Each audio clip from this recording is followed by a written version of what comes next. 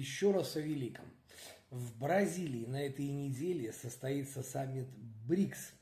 И старый, серый, самый смелый лидер одной великой страны туда не поедет.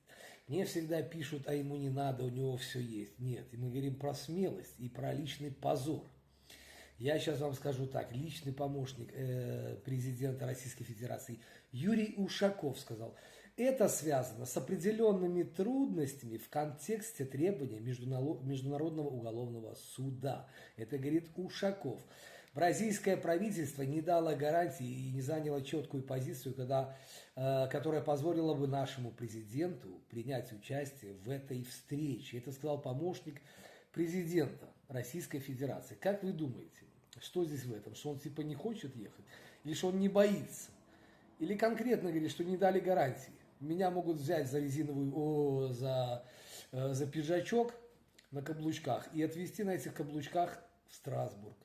Или еще куда-нибудь. Международный уголовный суд. Кстати, в Страсбурге тоже, знаете, да, там Совет Европы. И Зеленский, Украина и Совет Европы подписали о трибунале. И мне говорят тоже, я просто говорю, лишний раз напоминаю, вот вам прямое доказательство. Тот же Ушаков, помощник Путина. Понимаете, мне многие говорят, ну и что он там будет? Пусть сидит.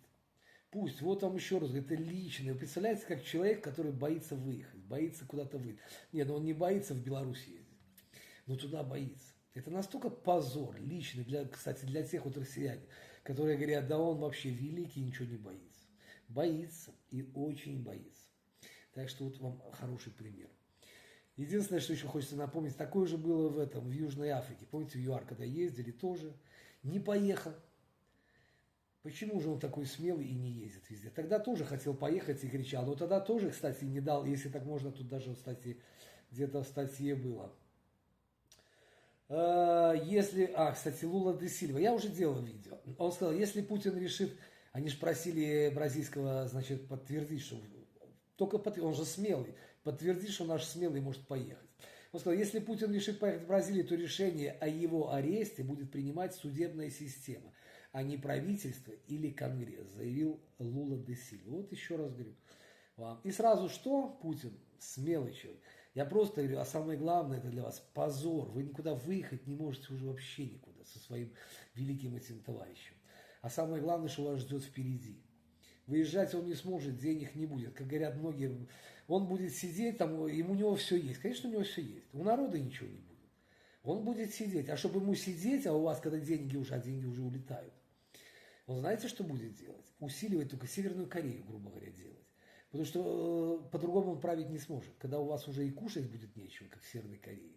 Как можно править только кнутом? Пряники уже все закончились. Так что с этим я вас и поздравляю. Так что это лишнее, я просто еще раз говорю. Ушаков, помощник президента, сказал, Путин, я вам перевожу, очень боится за свою кресло, на чем сидит, короче. Вот такие вот дела. Поздравляю. Слава Украине, живее Беларусь.